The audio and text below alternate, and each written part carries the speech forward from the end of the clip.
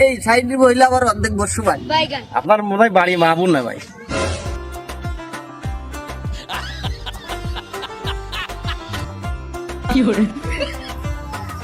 এই, দাঁড়ান ভাই, দাঁড়ান।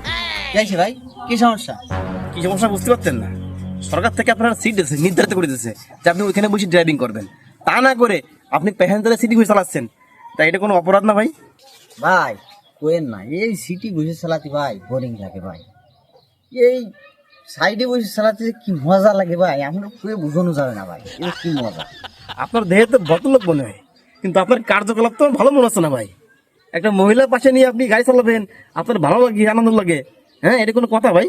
ভাই পরে মহিলাকে ধরে বসে চালাতে যে ভাই কি মজা লাগে, পরে বোধ ধরে বসে এত মজা লাগে না ভাই। কি মজা। আপনার মনে হয় বাড়ি মাহবুব না ভাই? আছে তো ভাই, আছে, মা বোন তো আছে, তা আপনি তাদের কি করবেন?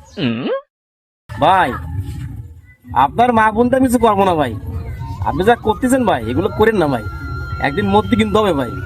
আল্লাহরে ভয় করেন। ভ্যান ড্রাইভাররা এই বেগানা মহিলাকে পাশে বসায় ওই ঘষাঘষি করেন, ডলাডলি করেন, এগুলো করেন না ভাই। আল্লাহরে ভয় করেন আর সঠিক পথে ফিরে আসেন।